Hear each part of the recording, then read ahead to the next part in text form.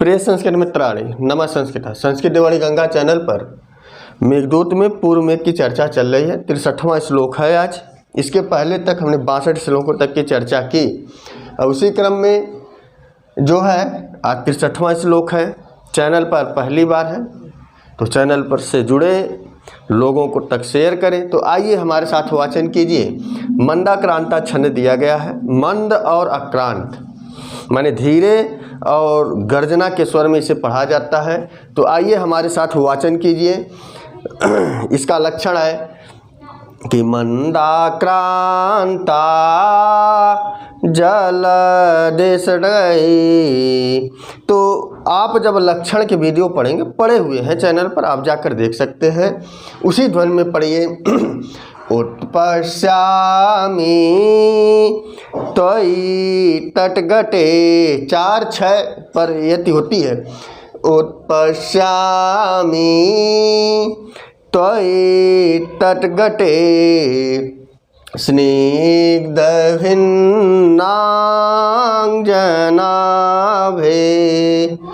सद्यः कृत द्वैरदर्शन सद्यः कृत द्वैरदर्शन छेद गौरस्य तस्य शोभामद्रेस्तमितनयन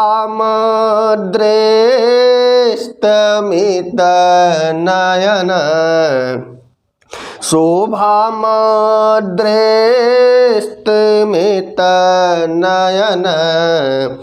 प्रेक्षणीयां भवत्रीं असन्न्यास्ते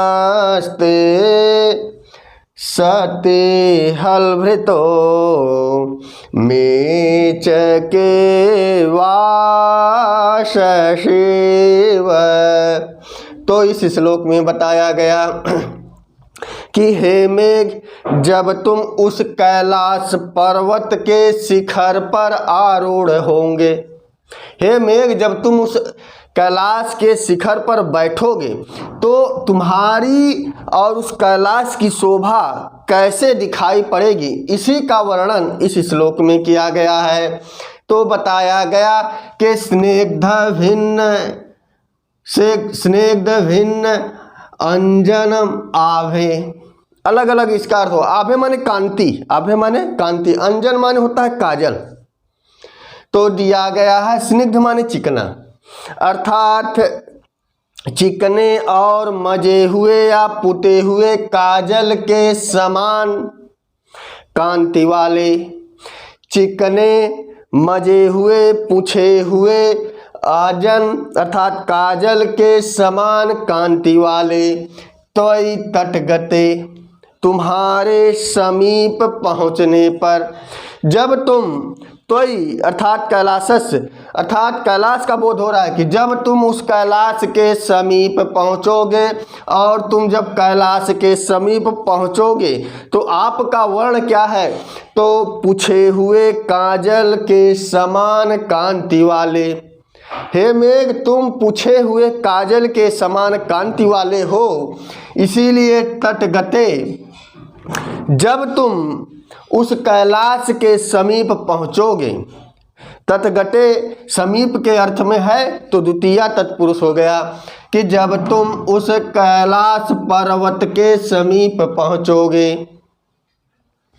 एक और चीज बताई गई कि सद्यः कृत द्विरद दर्शन, और तुरंत ही और उसी क्षण तुरंत ही खंड किए गए द्विरद दर्शन, हाथी के दांत के समान गौरस्य, जैसे हाथी का दांत तुरंत तोड़ा गया हो या नया दांत किसी हाथी का निकला हो, जितना धवल वर्ण का वह हाथी का दांत होता है, उसी तरह वह कैलाश पर्वत भी तुम्हें धवल दिखाई पड़ेगा। उसी तरह वह कैलाश पर्वत भी तुम्हें जो है धवल दिखाई पड़ेगा। इसीलिए बताया गया कि तस्य माने उसी, उसके किसके, कैलाशस्य, तस् अद्रे माने उसी कैलाश पर्वत पर। वह कैलाश पर्वत कैसा दिखाई पड़ेगा, तो दो चीज़ें बताई गई कि स्निग्ध भिन्नान जनाभे कि पूछे हुए काजल के समान। मेघ, हे मेघ, तुम्हारा जो रंग है ना वह काजल अर्थात जो आँखों में काजल लगाया जाए तो थोड़ा सा पुछ गया है, ऐसी श्याम वर्ण की शोभा वाले जब तुम उस शिखर पर, कैलाश के शिखर पर आरूढ़ होगे, उसके समीप पहुँचोगे। और वह कैलाश कैसा है, तो सद्यः कृत द्विरद दशन अर्थात हाथी के दांत के टुकड़े को या हाथी के दांत को तुरंत तोड़ा गया, तो जो वह सफ़ेद भाग होता है उसका जो धवल रंग है, उसका जो स्वच्छ रंग है, वैसा कैलाश पर्वत तुम्हें वहाँ पर दिखाई पड़ेगा। अर्थात हाथी के दांत के समान धवल रंग वाले कैलाश पर्वत पर जब तुम पहुँचोगे, तस् अद्रे उसी कैलाश पर्वत की, अद्र माने पर्वत, उसी कैलाश पर्वत की शोभाम शोभा को, वह कैलाश पर्वत की शोभा उसी तरह दिखेगी जैसे कैलाश पर्वत हाथी के दांत के समान धवल होगा और जो उस पर मेघ बैठा होगा, जो उसके ऊपर मेघ छाया होगा, वह मेघ स्निग्ध भिन्ना जनाभे अर्थात वह पूछे हुए काजल के समान कांति वाले मेघ जब तुम उसके समीप पहुँचोगे, उस कैलाश के समीप पहुँचोगे, तो उस समय का कैसा दृश्य होगा वह नीचे की दो लाइनों में बताया गया। तो श्याम रंग जो यहाँ पर श्यामलता का प्रतीक है, यह दो कारणों से होता है। श्याम के कई अर्थ हैं। श्याम का अर्थ काला भी होता है, श्याम का अर्थ नीला भी होता है। तो यहाँ पर नीला अर्थ लिया गया है, उसकी चर्चा नीचे होगी। तो तस्य अद्रे शोभाम, जब तुम उस कैलाश पर्वत की शोभा माने शोभा को मेचके अर्थात नीले, मेचके नीले वाससी, यहाँ वासस यू है, दीर्घ संधि हो गई, नीले वस्त्र और दिया है असन्यस्ते, अंश माने होता है कंधा, अंश माने क्या होता है कंधा, यहाँ म निकल कर भवत्रीम में चला गया तो अंसन्यस्ते, न्यस्ते माने धारण किए हुए, तो नीले वस्त्र को कंधों पर धारण किए हुए हलभृत है भगवान बलराम जी इव के समान, बलराम जी के समान, यू के अर्थ क्या हो गया के समान, स्तमित नयन प्रेक्षणीयाम माने उस समय ऐसी शोभा होगी कि जैसे स्तमित नयन प्रेक्षणीयाम अर्थात निश्चल नयनों से देखे जाने योग। स्तमित नयन माने बिना पलक झपकाए, माने आप पलक न, जब कोई ऐसी सुंदर चीज़, ऐसी आभा तुम्हें उस पर्वत पर दिखाई देगी कि आप पलक नहीं झपका पाओगे, ऐसे सुंदर दृश्य को देखोगे। तो बिना पलक झपकाए प्रेक्षणयाम देखोगे। और एक और वहाँ पर दिया गया यहाँ पर कि भवत्रीम माने होने वाली, भवत्रीम होने वाली, शोभा माने शोभा को, और लास्ट में दे दिया गया कि भवत्रीम शोभाम उत्पश्यामि देखोगे। मैं ऐसा अनुमान कर रहा हूँ कि जब उस कैलाश पर्वत पर मेघ तुम जाओगे तो वह कैलाश पर्वत कैसा दूर से दिखाई पड़ेगा, ऐसा दिखाई पड़ेगा कि जो कैलाश पर्वत है वह और हलभृत, कैलाश पर्वत भी गौर वर्ण का है और भगवान बलराम जी भी गौर वर्ण के हैं। इसीलिए कैलाश पर्वत की तुलना हलभृत से की गई, बलराम जी से की गई। और स्निग्ध भिन्ना जनाभे, जो आपके अंदर श्यामलता है, श्याम कांति वाले अर्थात श्याम रंग वाले, तो श्याम रंग नीले रंग का भी प्रतीक है। और भगवान बलराम जी का जो वस्त्र कंधे पर धारण करते हैं वह भी नीला वस्त्र होता है। तो ऐसा लगेगा कि जैसे भगवान बलराम जी कंधे पर नीले वस्त्र धारण किए हुए हैं, ऐसी शोभाम उत्पश्यामि देखोगे, ऐसा मैं अनुमान कर रहा हूँ। तो यहाँ पर मेघ की तुलना नीले वस्त्र से और कैलाश की तुलना हलभृतः अर्थात भगवान बलराम जी से की गई है। एक बार और अर्थ देख लीजिए कि उत्पश्यामि त्वयि तटगते स्निग्ध भिन्ना जनाभे, स्निग्ध भिन्ना भिन्न अंजन आभे, अर्थात चिकने और पूछे हुए काजल के समान, अर्थात कांति वाले, आभा माने कांति वाले।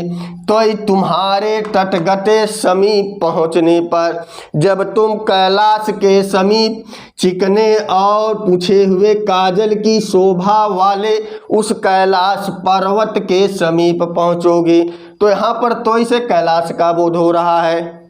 दूसरा बताया कि सद्य तुरंत कृतः छिन्न काटे गए द्विरथ दसन, हाथी के दांत के समान गौरस्य गौर वर्ण वाले। वह कैलाश पर्वत कैसा है? तो द्विरथ दसन, हाथी के दांत को छिन्न किए गए, काटे गए, और उस काटने से जो धवल है, जो सफ़ेदी है, उस वर्ण के समान तस्य, उसी कैलाश अद्रे माने पर्वत पर, शोभाम माने शोभा को, और दिया है उत्पश्यामी देखोगे। मैं ऐसा अनुमान कर रहा हूँ कि जब तुम उस कैलाश पर्वत पर पहुँचोगे, तो यह अनुमान कर रहा हूँ कि उत्पश्यामी देखोगे, ऐसा मैं अनुमान व्यक्त कर रहा हूँ। और कैसे देखोगे वही नीचे की लाइन में बताया गया कि मेच के नीले वाससी, यहाँ पर दीर्घ संधि हो गई, तो वाससी वस्त्र को असन्यस्ते कंधे पर धारण किए हुए हलवृतः भगवान बलराम इव की तरह, जो है स्तमित नयन प्रेक्षणीयाम, निश्चल नयनों से देखे जाने योग्य, शोभाम भवत्रीम शोभाम उत्पश्यामि देखोगे, अनुमान कर रहा हूँ। भवत्रीम माने होने वाली, तो यहाँ पर शोभाम के दो विशेषण दिए गए, स्तमित नयन प्रेक्षणीयाम शोभाम और भवत्रीम शोभाम। ऐसी शोभाम को उत्पश्यामि तुम देखोगे। हे मेघ, वह जो शोभा होगी, वह जो सुंदरता दिखेगी दूर से देखने पर, तो वह अपलक होगी। जब तुम उसे देखोगे ना, पलक नहीं झपका पाओगे, ऐसी शोभा को तुम देखोगे। और शोभा जो होगी पूरा कि बलराम जी का भी हमें साक्षात दर्शन हो रहा है। ऐसा लगेगा कि जैसे भगवान बलराम कंधे पर नीले वस्त्र को रखते हैं, उसी तरह वह कैलाश पर्वत मेघ को अपने कंधे पर बिठाया हुआ दिखेगा। ऐसी भवत्रीम को माने होने वाली शोभाम को उत्पश्यामि देखोगे, ऐसा मैं अनुमान कर रहा हूँ। तो यहाँ तस्य से कैलाश का बोध हो रहा है। अद्रे माने उसी कैलाश पर्वत। कैसी शोभाम को देखोगे? तो वही दिया है कैलाशस्य तस्य कैलाशस्य अद्र, माने उस कैलाश पर्वत की शोभाम को उत्पश्यामि देखोगे, अनुमान करोगे, ऐसा तुम्हें दिखाई पड़ेगा। कैसा दिखाई पड़ेगा? नीचे की दो लाइनों में बताया गया कि हलभृतः अर्थात भगवान बलराम के वस्त्र के समान हे मेघ तुम दिखाई पड़ोगे। क्लियर हो गया? तो यह इस श्लोक का अर्थ रहा। कैसा लगा कमेंट बॉक्स में अवश्य बताइए। एक एक श्लोकों की व्याख्या चल रही है, पसंद आया हो तो अपने व्हाट्सएप फेसबुक ग्रुपों पर शेयर करें। तो बस आज के लिए इतना ही। नमः संस्कृताय, शुभ संध्या, शुभ रात्रि।